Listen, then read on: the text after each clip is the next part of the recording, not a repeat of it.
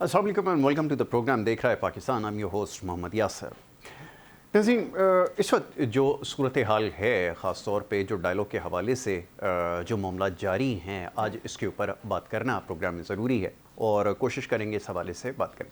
अब तक की जो डेवलपमेंट सामने आई है वो बड़ी अहम है और ये जो डायलॉग का जो पहला मरहला था, इसके अंदर ये चीज़ बड़ी क्लियर थी कि पहला जो डायलॉग का सेशन होगा उसमें कोई ऐसी चीज़ सामने नहीं आ सकेगी। क्लियरली ये बात आप समझ लें कि ये बड़ा क्लियर हो चुका था और क्योंकि जिन टर्म्स के ऊपर बात हो रही थी, यकीनन ये मुमकिन नहीं था कि पहले दौर के अंदर इन तमाम मामलात के ऊपर बात मुकम्मल हो जाए, यानी कि ईरान और अमेरिका के दरमियान।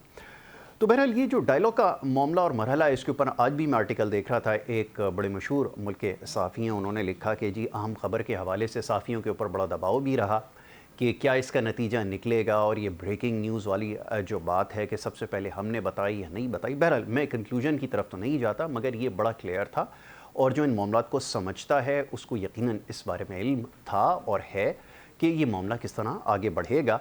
और अगला जो सेशन होगा ये भी बहुत क्लियर था कि इसका जो अगला सेशन है एक्सक्यूज़ मी, वो पाकिस्तान के अंदर ही होने जा रहा है। इसकी क्लियर इंडिकेशन डोनाल्ड ट्रंप की जानिब से गुज़िश्ता रोज़ जो है वो दे दी गई और इसके ऊपर बहुत ज़्यादा स्पेकुलेशन जारी थी कि आया ये जो मामलात हैं ये किस तरह हल होंगे और अगला जो मरकज़ होगा वो क्या होगा, कहाँ पर इन मामलात को अगले मरहले में तय किया जाएगा। तो बहरहाल ये तमाम चीज़ें सामने आई हैं और पिछले हफ्ते से लेके अब तक आज तारीख़ तक जो सबसे अहम डेवलपमेंट है वो ये कि पाकिस्तान का जो रोल है इसमें, जो इससे पहले भी बहुत ज़्यादा क्रूशल रहा है और पाकिस्तान की बड़ी एक भरपूर कोशिश रही है पाकिस्तानी लीडरशिप की कि किसी तरह इस मामले को मंतकी अंजाम तक पहुंचाया जाए और ख़ास तौर पे जो स्टेट ऑफ हॉर्मुज़ के हवाले से जो इसकी नाकाबंदी का मामला था, इसको किसी तरह रिजॉल्व किया जाए। तो उसमें काफ़ी हद तक जो है वो कामयाबी मिल चुकी है। जो डायलॉग का मरहला है, अगर ये जारी रहता है तो यकीनी तौर पर ये मामला जो है वो बासानी हल कर लिए जाएंगे। बहरहाल अब देखना ये कि मामला को किस तरह हल किया जाएगा। फील्ड मार्शल साहब जो है वो ईरान के दौरे पर गए गुज़िश्ता रोज़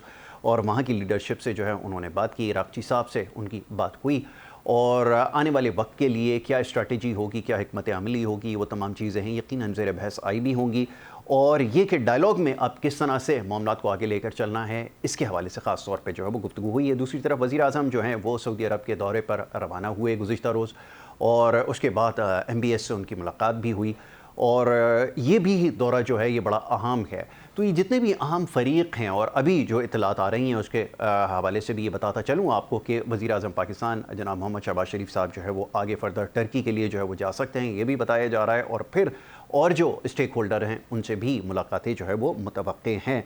तो बहरहाल इस चीज़ को सराहा जा रहा है अक्रॉस द बोर्ड, इस चीज़ की अप्रीसिएशन देखने में आई है और इसको अब्लाइज भी किया जा रहा है और यकीनन होनी भी चाहिए कि पाकिस्तान का ख़ास तौर पे जो किरदार रहा है इस सारे मामले के अंदर, that is very important, very crucial. तो पाकिस्तान की तरफ से भरपूर कोशिश है कि इस मामले को चाहे वो हल किया जाए और मुज़ाकरात में पाकिस्तान वाहिद सालिस है। गुज़िश्ता रोज़ ये भी तर्जुमान जो है वाइट हाउस की, उन्होंने अपनी स्टेटमेंट में एक बात जारी की है। बहुत सारे लोग क्रेडिट लेने की ख़ास तौर पे कोशिश कर रहे थे, तो इस हवाले से बड़ी क्लैरिटी अब आ चुकी है और इससे पहले भी ये इस किस्म की बातें होती रही हैं। बहरहाल डोनाल्ड ट्रंप की जो स्टेटमेंट थी वो बड़ी इंपॉर्टेंट रही है। एक दिन कबल जब उनसे सवाल ये पूछा गया, सहाफ़ियों ने जब उनसे ये सवाल किया कि क्या डायलॉग होने जा रहे हैं और ये सबसे इंपॉर्टेंट चीज़ जो सीज़ फायर में एक्सटेंशन है, क्या इसको कंटिन्यू किया जाएगा, इसको फर्दर कैसे टेकअप किया जाएगा। तो उन्होंने कहा कि शायद इसकी ज़रूरत पेश ना आए। तो थोड़ा सा ये ऐसी सिचुएशन थी कि लोग एक दफ़ा फिर कंफ्यूज हुए और एक सवाल और उनसे पूछा गया कि आप ऐसा क्यों कहते हैं कि इसकी ज़रूरत पेश ना आए। तो उन्होंने उसकी क्लैरिटी इस तरह से दी है कि हो सकता है कि मामला जो है अगली मीटिंग के अंदर मुकम्मल तौर पर जो है वो सेटल हो जाए और उसके बाद शायद जो है वो फिर सीज़ फायर की एक्सटेंशन की ज़रूरत ना पड़े। तो इसकी वजह से जो मार्केट्स में जो रिस्पॉन्स आया वो बड़ा ज़बरदस्त रहा, इसको मार्केट ने वेलकम किया इस स्टेटमेंट को। But on the other hand एक और चीज़ बड़ी इंपॉर्टेंट है जिसको यहाँ पर हाईलाइट करना चाहूँगा पीट हेग्सेक के हवाले से। Thank you. जो स्टेटमेंट उनकी है ये बड़ी क्रिटिकल रही है और वो ये कि जो इनकी ये वज़ीर जंग हैं, यानी कि जिनको जंग के उमूर के लिए जो वज़ीर बनाया गया है पीट हेग्सेक को, उनकी स्टेटमेंट को अगर आप साइमल्टेनियसली देखें तो ऐसा महसूस होता है कि कॉन्ट्रडिक्ट कर रही है US प्रेसिडेंट की स्टेटमेंट और इसके साथ साथ हेग्सेक की जो स्टेटमेंट है वो क्लियरली इस चीज़ को हाईलाइट कर रहा है कि अगर ऐसा नहीं हुआ, सीज़ फायर अगर और डायलॉग के ऊपर अगर कोई डेवलपमेंट नहीं आई तो फिर फर्दर ये जो अटैक किया जाएगा, हम दोबारा से जो है वो महाज खोल देंगे और उसके बाद दोबारा हमारे पास ऑप्शन जो है वो अवेलेबल हैं। तो बहरहाल ये जो सब्जेक्ट है ये बहुत ज़्यादा इस मामले को क्रिटिकल कर रहा है और यकीनन यूएस एडमिनिस्ट्रेशन के लिए एक बहुत बड़ा क्वेश्चन मार्क है, ख़ासतौर पर जेडी वेंस जो कि वाइस प्रेसिडेंट है यूनाइटेड स्टेट्स के। उनसे जब बात की जाती है, उनकी स्टेटमेंट जब सामने आती है तो ऐसा लगता है कि अमेरिका बहुत फ्लेक्सिबल हो चुका है और वाक़तन चाहता है कि मामलात को हल किया जाए। But on the other hand, जैसे अभी हेडसेक की बात हो रही है, जब उसकी स्टेटमेंट आती है तो ऐसा महसूस होता है कि मामले को मज़ीद उलझाव की तरफ जो है वो ले जाना चाहते हैं। तो ये अब तक की डेवलपमेंट हुई, आज इस हवाले से प्रोग्राम में गुफ्तगू करनी है। और उसके साथ साथ गुज़िश्ता रोज़ एक और वाक़या पेश आया है, जो फितनतुल ख़वारिज का मामला है। बाजोड़ के अंदर इन्होंने एक दफ़ा फिर जो है वो दरअंदाज़ी की है और हमें ये महसूस हो रहा था कि अभी ये जो सारे मामला चल रहे हैं इसके अंदर इनको शायद कुछ बात जो है वो समझ में आई होगी। पाकिस्तान ने जिस तरह से इनको जवाब दिया है, लेकिन ना चाहते हुए ये अपनी आदतों से मजबूर हैं और ख़ास तौर पे ये भी बड़ा क्लियर हो चुका है कि ये जो कुछ कर रहे हैं इसके पीछे इंडिया इनको बहुत ज़्यादा इन्फ्लुएंस कर रहा है। और इस सारी सूरत हाल में जो सबसे ज़्यादा इस चीज़ से जो परेशान है, जो सबसे ज़्यादा खौफज़दा है, वो इंडिया ही है। और ये इंडियन जो फंडेड टेररिस्ट हैं फितनतुल ख़वारिज, इन्होंने एक दफ़ा फिर से जो है वो गुज़िश्ता रात जो बाजोड़ है उसके ऊपर उन्होंने हमला किया है और सिविलियन आबादी को जो है उन्होंने निशाना बनाया है, जिसके अंदर ख़वातीन और बच्चों को जो है वो टारगेट किया गया है। तो ये बड़ा क्रिटिकल है और इस मौके पर अगर इनको जवाब दिया जाएगा तो फिर सूरत हाल कैसी रहती है। और पाकिस्तान की जो लीडरशिप है उन्होंने बड़ा क्लियर मैसेज इससे पहले दे चुके हैं कि अगर इस तरह की सूरत हाल रही और अगर इस तरह की कार्रवाइयाँ हुई जिसके बारे में क्लियरली बता दिया गया था तो इसके बड़े सीरियस कॉन्सिक्वेंसेस होंगे। ये भी हमारे लिए जानना ज़रूरी है। कोशिश करेंगे आज इस मामले के ऊपर भी अपने प्रोग्राम में बात करें। ये सारे मामला हैं, इसके ऊपर आज बात करेंगे और आने वाले वक्त में क्या कुछ होने जा रहा है इसको डिस्कस करेंगे। हमारे मेहमान आपसे कुछ देर बाद हमारे साथ होंगे, उनके ज़रिए हम तमाम मामला पर गुफ्तगू करेंगे। वक्त हो रहा है एक छोटी सी ब्रेक का। ब्रेक के बाद जब वापस आएंगे तो सिलसिले को जारी रखेंगे। आप देखते रहिए, देख रहा है Pakistan. Welcome back once again. एक दफ़ा फिर आपको खुशामदीद कहेंगे अपने प्रोग्राम में। और जनाब, इंट्रो में बात हो रही थी कुछ आम खबरों के हवाले से। अब तक की जो डेवलपमेंट हुई है उसके ऊपर हमने कुछ बात की है और सूरत हाल का जायज़ा लेने की कोशिश करेंगे कि ये सूरत हाल किस तरफ जा रही है। बहरहाल एक चीज़ है जिसके ऊपर इस वक्त सारी दुनिया मुत्तफ़िक़ है, वो ये कि पाकिस्तान का जो इसमें रोल है बहुत ज़्यादा क्रिटिकल भी है और बहुत ज़्यादा crucial, I must say, not critical yet very important. और अब तक की जितनी भी डेवलपमेंट हुई है उसका सारा क्रेडिट पाकिस्तान की लीडरशिप को जाता है। ये कल गुज़िश्ता रोज़ जो है वाइट हाउस की जो तर्जुमान है उन्होंने भी इस चीज़ को हाईलाइट किया है। बहरहाल बहुत सारे लोग इसमें और भी कंट्रीब्यूट करने की कोशिश कर रहे हैं, but that is very important कि जो स्टेक होल्डर्स हैं, जो मेजर, उनको लाया जाए टेबल के ऊपर और उनके दरमियान ये जो डायलॉग है, ख़ास तौर पे जो ये सीज़ फायर वाला मामला है, इसको फिर सेटल किया जाए। और जैसे यूएस प्रेसिडेंट डोनाल्ड ट्रंप साहब ने इस चीज़ को हाईलाइट किया है कि इसको वंस एंड फॉर ऑल अब सेटल होने की ज़रूरत है। तो ये काफ़ी एक ऐसी स्टेटमेंट है जिसको बहुत ज़्यादा वेलकम किया जा रहा है। बट जैसे मैंने इंट्रो में कहा कि पीट हेडसेक जो हैं, उनकी जो स्टेटमेंट है वो ऐसा लगता है कि इस मामले को दोबारा इग्नाइट करने की कोशिश कर रहे हैं। तो बहरहाल इसको समझना ज़रूरी है, क्या कॉन्सिक्वेंसेस होंगे, ये बड़ा ज़रूरी है। इसके ऊपर गुफ्तगू करते हैं। हमारा पैनल हमारे साथ इस वक्त है। हमारे पैनलिस्ट में ज़ाहिर शाह शिराजी साहब हैं जो कि तज्ज़ियाकार हैं, उन्हें मैं वेलकम करूँगा। ज़ाहिर साहब, thank you so very much, बहुत शुक्रिया प्रोग्राम में वक्त देने के लिए। उसके साथ साथ हमारे साथ ज़ुबैर हुसैन साहब जो कि नुमाइंदे हैं हमारे और स्वीडन से हमें ज्वाइन कर रहे हैं, उनको भी मैं वेलकम करूँगा। ज़ुबैर, आपका भी बहुत शुक्रिया वक्त देने के लिए। इसके साथ साथ हमारे साथ मेजर रिटायर्ड फवाद सिद्दीकी साहब हैं जो कि दिफाई तज्ज़ियाकार हैं, वो भी हमें ज्वाइन कर रहे हैं, उनको भी मैं वेलकम करूँगा। फवाद साहब, आपका भी बहुत शुक्रिया प्रोग्राम में वक्त देने के लिए। Thank you sir, thank you, बहुत शुक्रिया। ऑलराइट, गुफ्तगू का आगाज़ मैं आपके साथ ही करूँगा। सबसे पहले फवाद साहब, और सूरत हाल का आप यकीनन जायज़ा ले रहे हैं और सूरत हाल अब तक की जो हमारे सामने आई है उसमें ऐसा महसूस होता है कि यूएस के अंदर ही ख़ास तौर पे जो लीडरशिप है, बड़े अलग अलग किस्म के जो बयानात हैं वो दिए जा रहे हैं।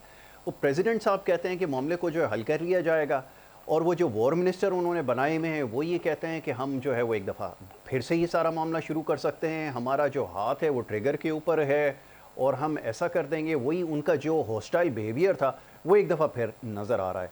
तो सबसे पहले तो मैं ये समझना चाहूँगा कि ये एक्चुअली हो क्या रहा है। क्या वहाँ पर भी ये प्रॉब्लम है कि जो जेडी वेंस साहब हैं उनकी स्टेटमेंट कुछ और रिफ्लेक्शन देती है, प्रेसिडेंट साहब की स्टेटमेंट कुछ और रिफ्लेक्शन दे रही है और उनके नीचे जो एडमिनिस्ट्रेशन है उसमें से ख़ास तौर पे जो हेडसेक का रोल है वो बड़ा क्रिटिकल है, वो जिस किस्म की स्टेटमेंट दे रहा है, तो बड़ा कॉन्ट्रडिक्शन नज़र आ रहा है। किसकी बात पर जो है यकीन किया जाए, ये मैं जानना चाहूँगा। जी जी, बहुत बहुत शुक्रिया यासिर साहब। देखिए, जो इस वक्त बयानबाजी अमेरिकन एडमिनिस्ट्रेशन की तरफ से हो रही है ये बहुत ही लॉजिकल है, क्योंकि डिप्लोमेसी में तमाम जो कार्ड हैं वो शो नहीं किए जाते।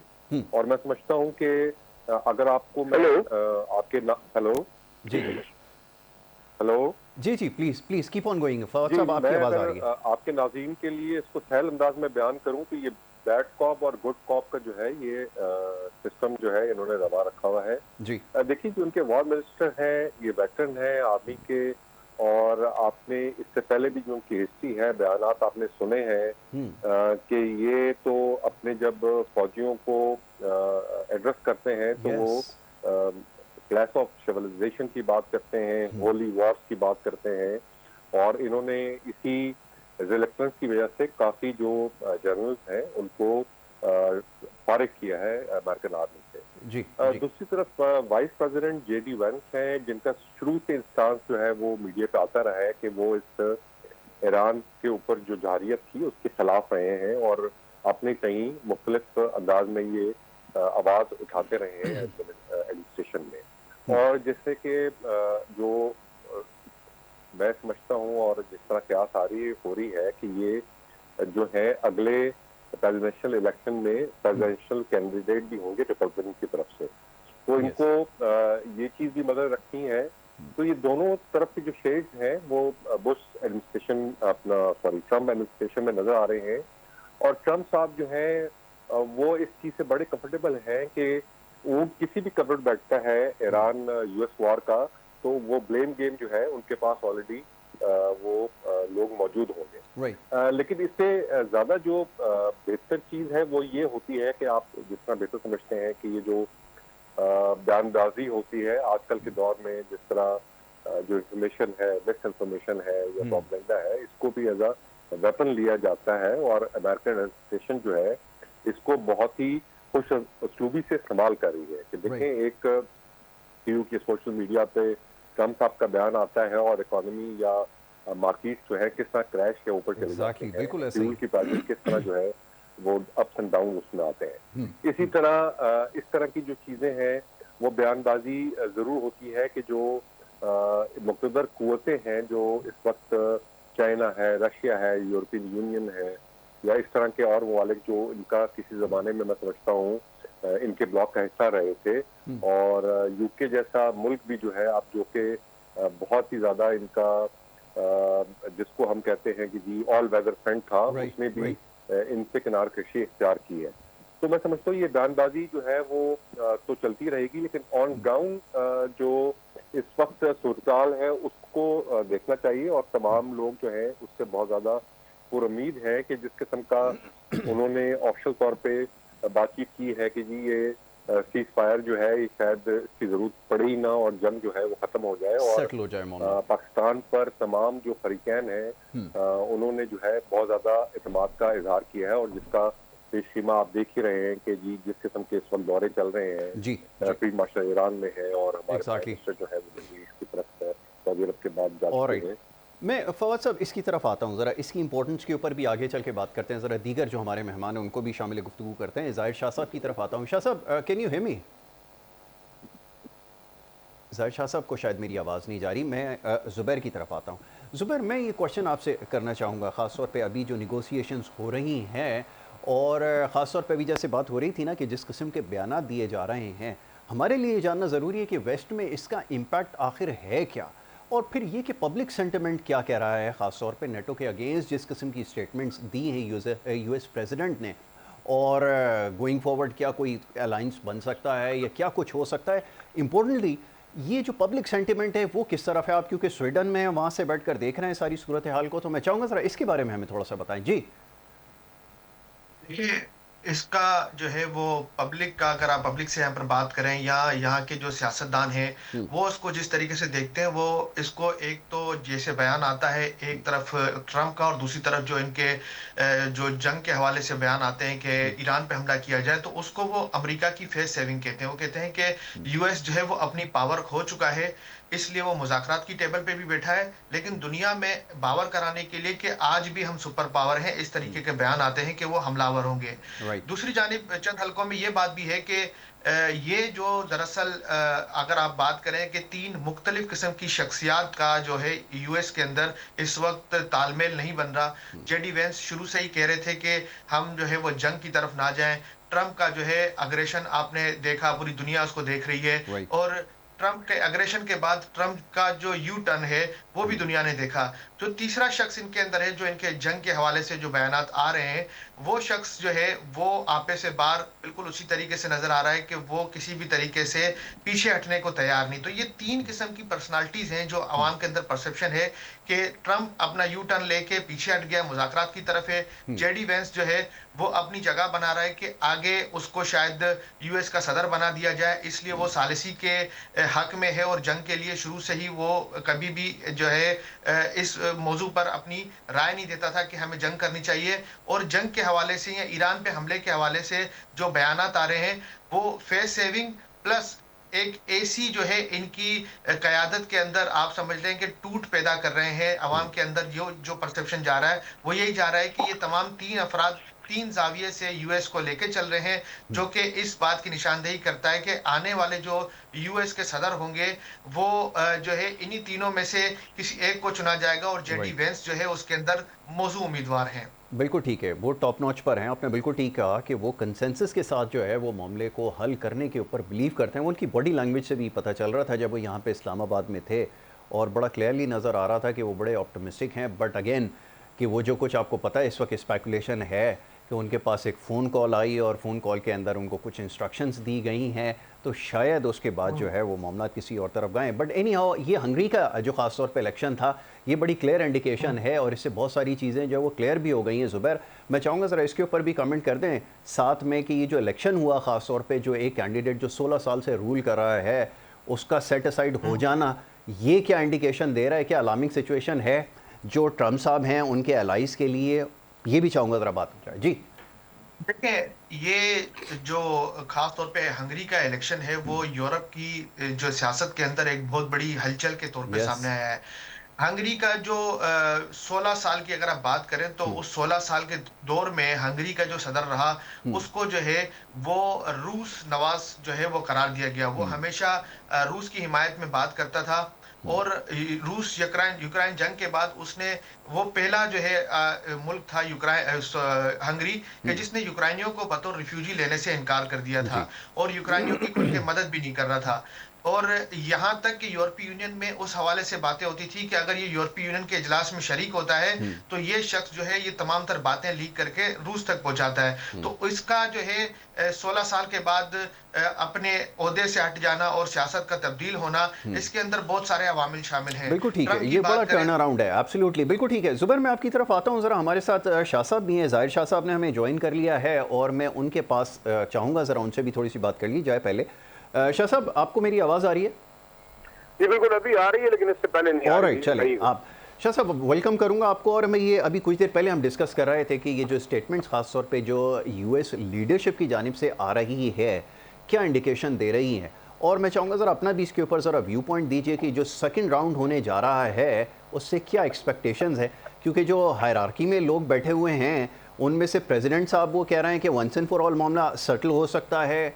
जेडी वेंस साहब बड़े ऑप्टिमिस्टिक नज़र आ रहे हैं, but on the other hand ये जो पीट हेग्सेग हैं इनकी स्टेटमेंट जो है वो कॉन्ट्रडिक्ट कर रही हैं। तो ये एक्चुअली है क्या, किसका इन्फ्लुएंस काम कर रहा है जो मामले को रिजॉल्व नहीं होने दिया जा रहा? What do you have to say? मैं चाहूँगा ज़रा इसके ऊपर कमेंट कर दें प्लीज़। देखिए, सबसे पहले मैं ये कहूंगा कि जो फर्स्ट राउंड था बातचीत का वो बड़ी हद तक मेरे ख्याल में सक्सेसफुल भी रहा है। अब ऑल ऑफ अ सडन जैसे कि जेडी वेंस कह रहे थे कि मेरी तकरीबन ऑलमोस्ट 1 दर्जन कॉलिंग की है प्रेसिडेंट ट्रंप को, जो मुझे नजर आ रहा है। बाकी दोनों चीजें काफी हद तक डिसाइड हो भी चुकी हैं। देखिए, अगर हम रियलिस्टिक अप्रोच को देखें इस वक्त शायद प्रेसिडेंट ट्रंप जिस तरह पोस्टरिंग कर रहे हैं कि वो शायद खुद इस मामले के अंदर आके खुद सिग्नेचर करना चाहते हैं, खुद इस प्रोसेस के अंदर आना चाहते हैं और क्रेडिट हासिल करना चाहते हैं। और अपेरेंटली नजर आ रहा है कि जेडी वेंस को इतना ऑथोराइज उन्होंने नहीं किया था कि वो सेल्फली डिसीजन कर सकते। अब दूसरा, जो पाकिस्तान के चीफ ऑफ डिफेंस हैं chief of army staff general Asim Munir, उनका दौरा ईरान बड़ा इम्पोर्टेंट है और अहम मैसेज यही देके गए होंगे कि जो 3-4 चीजें पहले डिसाइड हो चुकी है। देखिए, अगर हम देखें ओवरऑल तो स्टेट ऑफ हॉर्मज़ बंद नहीं है ना, वो पहले बंद था उन मुल्कों के लिए जो कि ईरान के खिलाफ हॉस्टाइल नहीं थे, सिर्फ अमेरिका और इसराइल के लिए शायद पाबंदी थी। दूसरा, आप देखें तो ईरान ने पहले ही कहा, इससे पहले भी कहा, पिछली टॉक्स में भी कहा कि वो किसी किस्म का न्यूक्लियर बॉम्ब बनाने नहीं जा रहे और ना न्यूक्लियर इनरिचमेंट में दिलचस्पी रखते हैं, अपार्ट फ्रॉम दैट के उनके पीसफुल पर्पसेस के लिए इसको इजाजत दी जाए। ठीक है। तीसरा, जो इस वक्त तमाम बातों के अंदर चीज है, वो ईरान की रिकंस्ट्रक्शन के लिए सपोर्ट है। और आप देख रहे हैं कि जो यूरोपियन यूनियन के बहुत सारे ममालिक थे, उन्होंने तो स्पेन ने अनाउंस कर दिया है, इटली भी सपोर्ट करेगा। और आप देख रहे हैं कि 27 में से 26 जो यूरोपीय यूनियन के ममालिक है, उन्होंने इसराइल के साथ अपने रवाबित भी खत्म करने का ऐलान किया है। मैं ये समझता हूँ कि सेकेंड राउंड ऑफ टॉक बड़ी हद तक सक्सेसफुल होगा। और इसमें अगर हम ये समझें कि तुर्की के प्रेसिडेंट अगर आते हैं, जैसे कि कहा जा रहा है, अगर मोहम्मद बिन सलमान आते हैं, प्रेसिडेंट ट्रम्प आते हैं, तो मेरे ख्याल में एक बहुत बड़ा पाकिस्तान के लिए एक कह सकते हैं ना कि इंटरनेशनल पीस का एक बहुत बड़ा मौका होगा। और हम ये समझते हैं कि तीसरी आलमी जंग पाकिस्तान वाकई उसको रोकने में कामयाब होगा। ये पाकिस्तान की इमेज और पाकिस्तान के जो फ्यूचर के लिए बड़ा अहम है, ये बड़ा जरूरी है। बाकी आप देखते हैं, मेरे ख्याल में अगर अमेरिका फर्स्ट की पॉलिसी पे चलता है तो फिर तो ये पीस डील हो सकती है। लेकिन अगर अमेरिका इसराइल फर्स्ट की पॉलिसी पे जाएगा, इसराइली इंटरेस्ट को सर्व करेगा, ज़ोनिस्ट लॉबी के असर रसूख के अंदर जो है वो काम करेगा, तो आई बिलीव कि फिर बड़ा मुश्किल होगा। लेकिन इस वक्त जो नजर आ रहा है, प्रेसिडेंट ट्रम्प को फेस सेविंग चाहिए, उन्होंने इस जंग से निकलना है। और पाकिस्तान ने एक बहुत बड़ा मौका फराहम किया है अमेरिका को इस जंग से निकलने का और अपनी साख बचाने का। अदरवाइज अगर ये जंग लंबी होती है तो being super power, I think America की साख पहले ही डिमोरलाइज हो चुकी है। उसकी मिलिट्री माइट को बड़ा बुरी तरीके से ईरान ने शिकस्त दिया है। उसका जो डिप्लोमेटिक एक क्लाउड था, वो प्रेसिडेंट ट्रम्प की नॉन सीरियस एटीट्यूड की वजह से पहले ही काफी नुकसान पहुंच चुका है। उसके तमाम जितने आप समझ लें यूरोपीय यूनियन के जो इत्तेहादी थे वो भाग गए हैं, उन्होंने इस जंग में साथ नहीं दिया। मिडल ईस्ट के अंदर जितने ममालिक थे, चाहे वो कतर था, सऊदी अरब था, उसने जो है ना वो लातालुकी का ऐलान किया। और इवन आप देखें यूएई ने भी इस तमाम जंग के दौरान पहली दफा उनके जो डिप्टी प्राइम मिनिस्टर हैं, उन्होंने अप्रोच किया है ईरान के स्पीकर कालीबाफ को। तो ये तमाम चीजें बता रही हैं कि अमेरिका डिप्लोमेटिकली, मिलिटरली, इथिकली, और हम अगर ओवरऑल देखें बीइंग अ सुपर पावर, वो तमाम अपनी क्रेडिबिलिटी खोता जा रहा है। और ये एक मौका होगा कि पाकिस्तान के तवस्सुल से होने वाले इस टॉक्स के अंदर एक विन विन सिचुएशन में अमेरिका को एक फेस सेविंग दी जाएगी। रिवाइवल का मौका मिल जाएगा। बिल्कुल ठीक है, वो जो इमेज है जो है वो जीतने वाली जंग किसी के लिए भी नहीं है। ना ईरान ये क्लेम कर सकता है कि वो जीत गया है, ना अमेरिका क्लेम कर सकता है ये जीत गया है। हाँ, इस जंग का खात्मा इस पे होगा कि दोनों फरीक ये कहें कि वो जीत गए और अपने अपने अवाम के सामने वो फेस सेविंग पोस्टर के साथ जाएंगे। तो ये इस जंग का मेरे ख्याल में मुझे नजर आता है कि खात्मा होगा और इसी तरीके से जो है हम जाएंगे एक पीस डील के ऊपर। ठीक है शाह साहब, यू वेरी राइट। मैं जुबैर के सामने यही क्वेश्चन रखता हूँ। यस जुबैर, सवाल आपके सामने यही है, कहीं रिपोजिशनिंग तो नहीं हो रही? कहीं ऐसा है कि टाइम बाय करने की कोशिश कर, इससे पहले भी जब डायलॉग हो रहा था और बिटवीन डायलॉग ही ये सिलसिला शुरू हुआ है, तो इस दफ़ा कोई बईद नहीं है, 2 दफ़ा पहले भी ये हो चुका है। इसके बारे में क्या कहेंगे जुबैर? इसके लिए हमें समझने की जरूरत है कि आलमी सियासत में ना कोई मुस्तकिल दुश्मन होता है, ना कोई मुस्तकिल दोस्त होता है, मुस्तकिल सिर्फ मुफाद होते हैं। तो अगर आप बात करें कि ये जो मुज़ाकरात हुए, पूरी दुनिया उसको कामयाबी के तौर पे देख रही है। उसकी वजह यह है कि अगर मुज़ाकरात नाकाम होते और टेबल से उठ के अपने मुल्कों में जाकर दोबारा जंग शुरू कर दी जाती, तो हम ये कहते कि शायद जो है इन्होंने टाइम गेन करना था और उसके बाद दोबारा एक दूसरे पे हमला करेंगे। लेकिन मोस्ट प्रोबेबली आप जहां तक भी दुनिया का मीडिया देखें, बड़े बड़े तज्जियाकार भी ये कहते हैं कि कोई ऐसी खुफिया दस्तावेजात जो है वो पहले से तैयार कर ली गई थी और उस पर दस्तखत भी हो गए हैं, बस फेस सेविंग के लिए कि दोनों तरफ से जो है वो अब दुनिया को ये दिखाया जाए कि हम बराबरी के लेवल पर हैं और हम जाके पाकिस्तान में दोबारा इस मामले के ऊपर मुज़ाकरात करेंगे और डील करके कोई मामला खत्म कर दिया जाएगा। यहाँ पर जो सबसे अहम पाकिस्तान ने रोल अदा किया है कि उसको दुनिया अब एक तीसरे, एक समझ लें कि ब्लॉक की शक्ल में देख रही है। अभी जो हमारे हालिया दौरे हो रहे हैं फील्ड मार्शल आसिम मुनीर साहब के और शहबाज शरीफ साहब के, उसको दुनिया यूं देख रही है कि ये मुस्लिम ममालिक का ट्राइका बनने जा रहा है। जी यानी कि ईरान का जो है वो तवानाई और जोग्राफिया, सऊदी अरब का जो है वो सरमाया, और जी पाकिस्तान की अस्करी और एटमी ताकत मिलके एक ऐसा ब्लॉक इस खित्ते में बना रहे हैं कि यहाँ पर आगे चल के किसी भी किस्म की आलमी दहशतगर्दी नहीं हो सकती। यहाँ तक कि ये भी बातें की जा रही हैं कि अगर आपने हार्मस का मामला ना हुआ हल, और इसको यहाँ पर देखा जा रहा है कि दुनिया में जो है बेरी जंगें अगर जारी रही, तो उसके लिए पाकिस्तान और ईरान का जो चाबार और गवादर पोर्ट है उसको यास्क में मिलाकर एक ऐसा और जमीनी रास्ता तश्कील दिया जाए कि जिसमें तवानाई जो है वो इन खित्तों से उठ के यूरोप तक पहुंचाई जाए। ठीक है। तो इसमें बहुत सारे अवामिल शामिल हैं कि जो हमें अब नहीं दिखाई दे रहे, लेकिन आने वाले वक्त में जब चंद हफ्तों में दोबारा से मुज़ाकरात होंगे तो वो दुनिया के सामने तमाम चीजें आ जाएंगी। एब्सोल्युटली, बिल्कुल ठीक है ज़ुबैर, मैं आपकी बात से एग्री कर रहा हूँ। ये बात बिल्कुल दुरुस्त है कि आगे जो ताकत का तवाज़ुन है वो यकीनन अब दूसरी तरफ होता जा रहा है, और हमें ये देखना होगा लॉन्ग टर्म में इससे हमने कैसे फ़ायदा उठाना है। That is also very important. और इस वक्त पूरी दुनिया के अंदर जो ये सब कुछ हो रहा है, ये पूरी इकोनॉमी के लिए हो रहा है, इकोनॉमी को स्ट्रेंथन करने के लिए होता है। बड़े ममालिक जो हैं ख़ास तौर पे वो अपनी इकोनॉमिक स्ट्रेंथ को बहाल करने के लिए और इंटैक्ट रखने के लिए सारी चीज़ें करते हैं। और आपने ये भी बिल्कुल ठीक कहा कि ये जो जंग होती है ना, हर शख्स अपने मफादात के लिए काम करता है, हम अंग्रेज़ी में कहते हैं एवरी मैन फॉर हिमसेल्फ। तो ये बड़ा ज़रूरी है कि हमें इसको भी देखना होगा। मैं फवाद साहब की तरफ आता हूँ। फवाद साहब, आपको मेरी आवाज़ आ रही है? जी जी जी ऑलराइट फवाद साहब, मैं ये जानना चाह रहा था आपसे कुछ देर पहले कि ये जो डायलॉग के बीच में एक ब्रेक आया है, कहा यह जा रहा था कि ये टाइम बाय करने की कोशिश की जा रही है, और ऐसा होता है अमूमन जंग के अंदर जब ब्रेक आता है तो रिपोजिशनिंग होती है। तो आपके ख्याल में कहीं ऐसा तो नहीं है कि ये रिपोजिशनिंग की तरफ जा रहे हो या कर चुके हो? क्योंकि इससे पहले भी जब डायलॉग हुए, डायलॉग के बीच में ही ये एडवेंचर शुरू हो गया। अब क्या आपको लगता है कि वाक़ईतन क्योंकि जो डैमेजेस हुए हैं, ख़ास तौर पे जो वॉर टेक्नोलॉजी, जो एमिनेशन का इस्तेमाल हुआ और जो कोलैप्स हुआ, उसके बाद अमेरिका क्या फ़र्दर कंटिन्यू कर सकता है? इसके बारे में चाहूँगा ज़रा आप बता दीजिए कि आया कहीं रिपोजिशनिंग तो नहीं है, और टेक्नोलॉजी के हवाले से नेक्स्ट फेज़ में। जी जी, बहुत बहुत शुक्रिया असद साहब। बिल्कुल ये एक बिल्कुल जो है ये एक मंतकी सोच होनी चाहिए, क्योंकि जिस तरह अमेरिका की हिस्ट्री रही है ईरान के साथ कि वो ड्यूरिंग जो है नेगोशिएशन जो है वो अपनी तैयारी करके वो दोबारा हमला कर देता है। इसी वजह से जो ईरान की हुकूमत है इस दफ़ा अमेरिका से मुज़ाकरात करने के लिए बहुत ज़्यादा रिलेक्टेंट नज़र आए। लेकिन अब देखिए कि ये जो इस वक्त ईरान के ऊपर अमेरिका का जो हमला है, और जिस तरह मैं आपसे पहले अर्ज कर रहा था कि उनकी जो आर्म फोर्सेस हैं उन्होंने भी इसको शायद बहुत ही नामुनासिब समझा, जिसकी वजह से वहाँ बहुत ज्यादा जो है termination of generals and chiefs हुई हैं। आखिरी दफा जब है इनकी नेवल के बारे में कहा गया कि जी वो स्टेट ऑफ होमस को जो है वो ब्लॉक करेंगे, और उसमें भी रिलेक्टेंट थी। ये तो यार भाई मेरी आवाज बिल्कुल, आपकी आवाज मुझे बिल्कुल नहीं आ जी जी जी, तो शायद इस वजह से मैं नहीं समझता कि ये रीपोजिशन वाला है, क्योंकि देखिए अमेरिका हैज रियलाइज नाउ कि शायद उसने कहीं ना कहीं बेवकूफ़ी करके इजराइल की ईमा पर ईरान पर हमला कर दिया। इसकी एक कंडीशन इस तरह है कि लेबनान इजराइल की जो जंगबंदी की बात हो रही है, और वो भी शायद मैं समझता हूँ अनकरीब जो है वो हो जाए।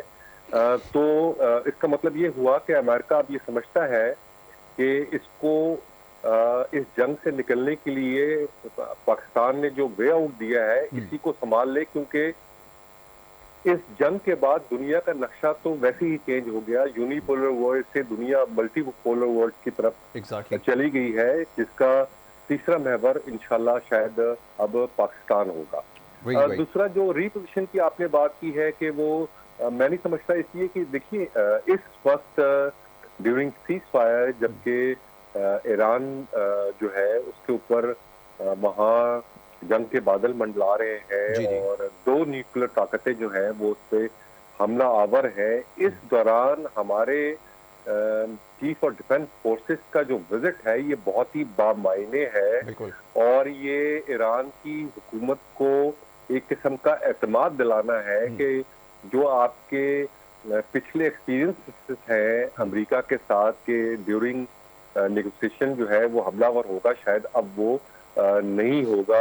दैट इज अ रीजन कि जो इस वक्त ये जो सेकंड जो इस वक्त दौर है टॉक का, उसमें बहुत ज्यादा जो है मैं समझता हूँ उम्मीद लगाई जा रही है। और खास तौर पर अमेरिका जो है अब वो ये चाहता है, क्योंकि जिस किस्म के उसने अब हालात देख लिए कि उसकी एक तो जो सुपर पावर की मिथ थी वो भी शायद अब टूटने को आ गई है। उसके बाद ये पेट्रो डॉलर्स का जो है वो भी उसमें दरारें पड़नी शुरू हो गई है। तो ये बहुत सारे मामले को लेकर मैं नहीं समझता कि अमेरिका अब शायद ये गलती करेगा कि इस जंग को तूल दे। ऑलराइट, ठीक है ज़ुबैर, अभी ये सारी जो डिस्कशंस हो रही हैं, ख़ास तौर पे CDF का तेहरान चले जाना, ये एक बड़ा आप समझने बोल्ड स्टेप है और बड़ा क्लियर मैसेज भी है इस विज़िट के अंदर। इससे क्या कंसीव किया जा रहा है, मैं चाहूँगा ज़रा इस बारे में बात हो जाए। और फर्दर ये कि हमें, जैसे अभी फवाद साहब ने भी इसको पॉइंट आउट किया कि आने वाले वक्त में हम काफ़ी ऑप्टिमिस्टिक हैं, पाकिस्तान एक बहुत बड़ी एक ऐसी ताकत बनकर इंशाल्लाह उभरेगा कि जो दुनिया में अपनी जो एक अलग हैसियत और एक मकाम जो है उसको मिल जाएगा। तो ये बड़ा हमारे लिए ज़रूरी है। मगर ये हमारे लिए अभी सबसे बड़ा चैलेंज एक और भी है, वो ये कि जो हमारे इकनॉमिकल जो इश्यूज़ हैं, इकनॉमिक चैलेंजेस हैं, उसको कैसे ओवरकम किया जाए, तो इससे फ़ायदा कैसे उठाया जाए, दैट इज़ वेरी इंपॉर्टेंट। आपकी इसके ऊपर क्या राय है, क्या समझते हैं, मैं चाहूँगा ज़रा एक्सप्रेस करें जी।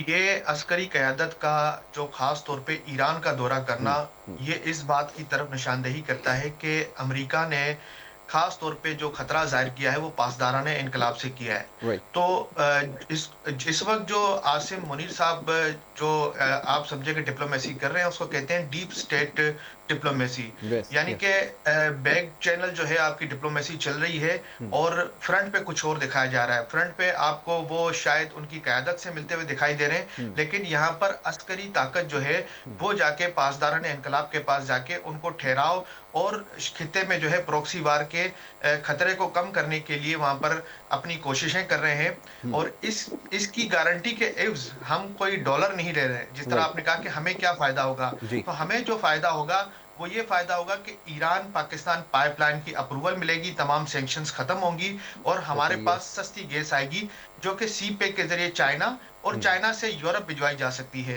तो पाकिस्तान का आप सोच सकते हैं कि जो माशी फ्यूचर है या माशी मुस्तकबिल की जो इस वक्त प्लानिंग चल रही है वो बहुत ही एक समझें कि लॉन्ग टर्म है। ये कोई 4 साल या 5 साल की पॉलिसी नहीं, ये 20-25 साल मंसूबा है। तो एक तरफ तो हम आलमी जंग रोक रहे हैं, दूसरी जानिब हम तवानाई को ऐसा जो है वो मरकूज कर रहे हैं पाकिस्तान के अंदर कि दुनिया को अब अपनी रोटी और तेल या तवानाई जो है वो पाकिस्तान के लिए एक पाकिस्तान से हासिल करनी होगी और पाकिस्तान की उसके हवाले से अहमियत बहुत ज्यादा होगी। तो पाकिस्तान की अगर आप बात करें कि अगर इस वक्त पाकिस्तान बीच में सालिस का किरदार अदा नहीं करता तो सिंध से लेकर स्वीडन तक तमाम चूल्हे और तमाम सनतें जो है वो मुतासिर होगी।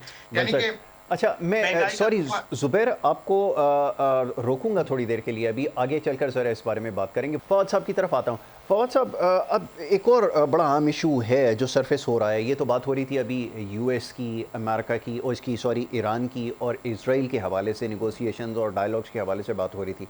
ये जो गुज़िश्ता रोज़ अफ़गान तालिबान की जानिब से जो ये दोबारा से एक सिलसिला शुरू हुआ है, और इससे पहले उनको बड़ा क्लियर मैसेज जो है वो जा चुका था और उनको शायद ये बात समझ जानी चाहिए थी, मगर जैसे ये मेरे ख़्याल में ये रोज़े रोशन की तरह आया है कि वहाँ पे इंडियन इन्फ्लुएंस जो है वो किस तरह काम करता है और किस तरह से उन्होंने ये जो है इनको इस्तेमाल किया है और ये हो रहे हैं इस्तेमाल। तो ये एपिसोड एक दोबारा से फिर से स्टार्ट हुआ है, तो इसके बारे में मैं चाहूँगा थोड़ा सा कमेंट करें कि इस मामले पर कैसे इनको सेटल किया जाए और ये जो इंडियन इन्फ्लुएंस है इसको कैसे रोका जाए, क्योंकि ये अब बड़ा ज़रूरी है। क्योंकि यहाँ पर जब पाकिस्तान इतने अहम मामले के अंदर इंगेज है, उसके साथ ये महाज खोल देना ये भी बहुत कुछ वाज़े कर रहा है। जी फवाद साहब।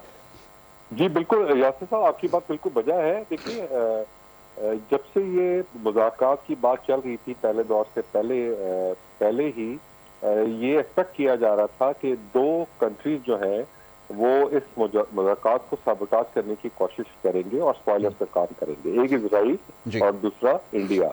ये एक ही नेक्सस है जो कि इस वक्त अफगानिस्तान में कारफरमा है और वो नहीं चाहता कि किसी तरह जो पाकिस्तान जो है इस वक्त जो उरूज हासिल कर रहा है माशी तौर पे भी और फॉरेन पॉलिसी की मद में भी, मिलिटरीली तो इंडिया को और अफगानिस्तान को इस चीज का इदराक हो चुका है कि पाकिस्तान कितना ताकत रखता है, लेकिन ये स्पॉइलर जो है ये एक्सपेक्टेड था। और मैं समझता हूँ कि ये जो इस वक्त ये चीज थोड़ी बहुत आपको KPK या बलूचिस्तान में नजर आ रही है, ये शायद बहुत ही अब डेस्परेशन में काम हो रहा है। लेकिन इसके साथ साथ एक जुमली बात मैं जरूर करूंगा कि ऑपरेशन जो है वो गज़बुल लिल हक जो है वो अफगानिस्तान के क्रॉस बॉर्डर तक चला गया, हम काबुल तक चला गया और सारी चीजें कर दी। लेकिन अब शायद KPK की हुकूमत को वहाँ की जो लोकल लॉ इन्फोर्समेंट एजेंसीज हैं उनको इतना इक्विप करना पड़ेगा कि जब एक दफा अफवाज पाकिस्तान सफाया करते हैं तो जो लोकल गवर्नमेंट है, जो डिस्ट्रिक्ट गवर्नमेंट्स हैं, ये जो वहाँ थोड़े बहुत दहशतगर्दी की कार्रवाई होती है उसको टैकल करने की एहलियत रखें।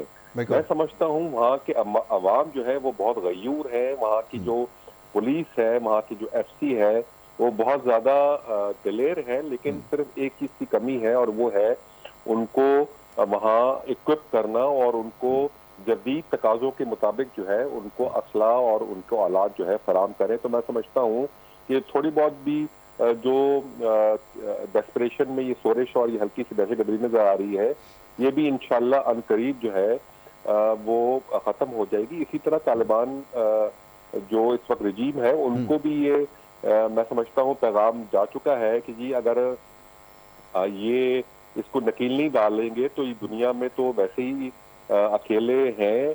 पाकिस्तान जो है वो उनको इस हद तक ले जाएगा कि जिसकी वो खुद बात करते थे स्टोन एज तक। दूसरी चीज क्या है कि वहाँ अब एक सेकंड ऑप्शन जो है वो अफगानिस्तान में उभर के आ रहा है, और अगर ये तालिबानों के साथ यही मामले रहे तो वहाँ की अपनी अवाम उठ खड़ी होगी इस तालिबान रजीम के खिलाफ, जिस तरह की वहाँ वो लॉस पास कर रहे हैं। और नॉर्दर्न रजीम जो है अहमद शाह मसूद साहब के जो बेटे जिसको लीड कर रहे हैं वो शायद हुकूमत में आ जाए।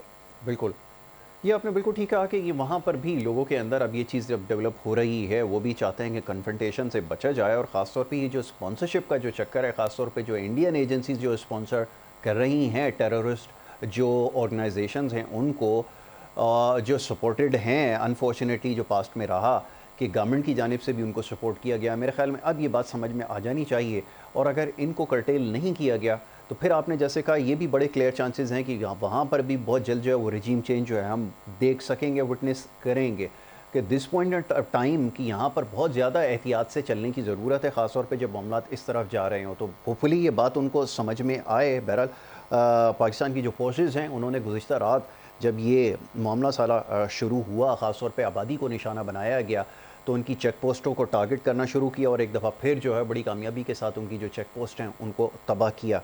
तो एक बड़ा क्लियर मैसेज जो है वो एक दफ़ा फिर जो है वो जा चुका है।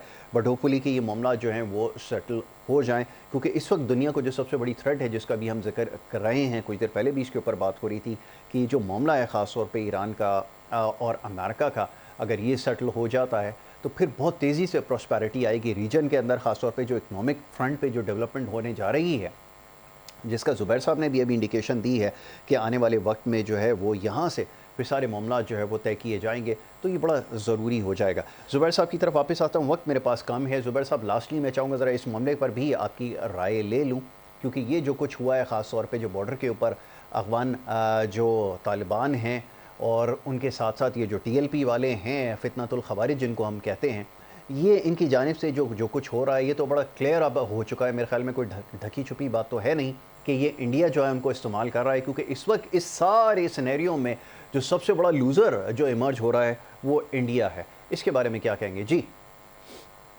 देखिए, इस वक्त पूरी दुनिया को पता है कि ट्रंप ने ये अंदिया दे दिया कि मुज़ाकरात का अगर दूसरा दौर हुआ तो वो इस्लामाबाद में होगा। यानी कि इस्लामाबाद की पोजीशन जो है वो जिनेवा वाली पोजीशन हो गई। पहले हम कहते थे कि जिनेवा मुआहिदा अगर यहाँ पर तीसरी आलमी जंग रुक जाती है तो ये इस्लामाबाद मुआहिदे के नाम से दुनिया के अंदर और तारीख में हमेशा इसी तरीके से पुकारा जाएगा।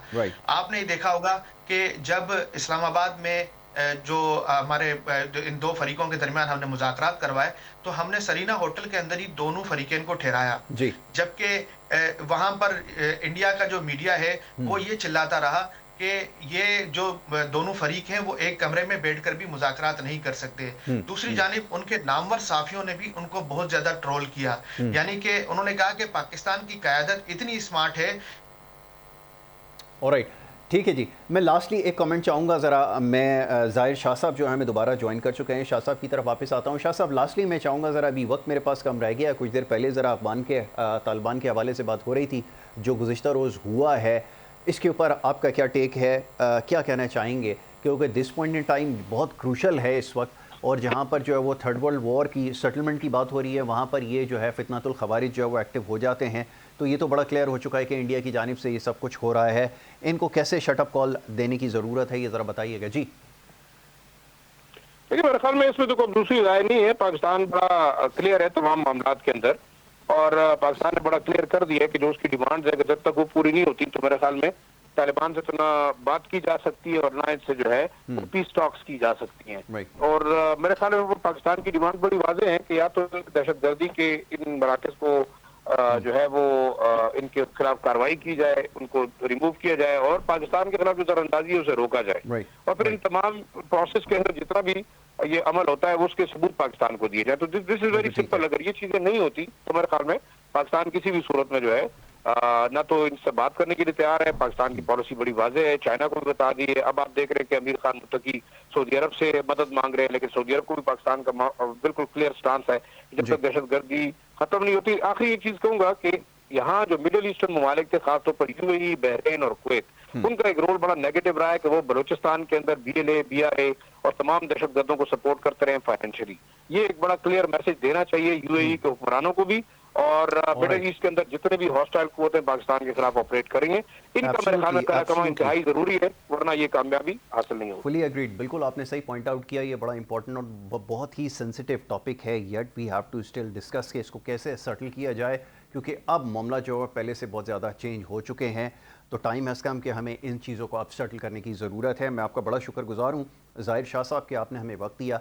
ज़ुबैर, आपका बहुत शुक्रगुजार हूँ। ज़ुबैर हुसैन हमारे साथ स्वीडन से लाइन पर मौजूद थे, और जनाब मेजर रिटायर्ड फवाद सिद्दीकी साहब का बड़ा शुक्रगुजार हूँ कि वो हमारे साथ इस डिस्कशन में शामिल रहे। लास्टली, ये जो निगोसिएशंस हैं, इसका जो अगला राउंड है ये बहुत ज़्यादा इम्पोर्टेंट है, और देखना ये होगा कि अगर ये मामला सेटल हो जाता है और वंस एंड फॉर ऑल अगर इसको सेटल कर लिया जाता है तो यकीनन अगला फेज़ जो है वो बड़ा इंपॉर्टेंट होगा, जहाँ पर इकोनॉमिक प्रॉस्पेरिटी की बात हो रही है, और जो हमारे फाइनेंशियल कंस्ट्रेन हैं उनको रिजॉल्व करने की अब हमें बात करनी होगी। और last but not the least को हमारे जो इकोनॉमिक चैलेंजेस हैं, जिसके बारे में आज एक प्रेस कॉन्फ्रेंस भी हुई है ख़ासतौर पर एनर्जी के हवाले से, होपफुली इसके ऊपर कल इंशाल्लाह ज़रूर बात करेंगे कि इसको कैसे रिजॉल्व किया जाए और हमारी स्ट्रैटेजी क्या होनी चाहिए आने वाले वक्त में। इसके ऊपर इंशाल्लाह कल बात करेंगे। यहाँ पर प्रोग्राम का वक्त जो है हमारा ख़त्म होता है। इजाज़त आपसे चाहेंगे, यासिर हुसैन और हमारी टीम को इजाज़त दें। अल्लाह ने के बाद।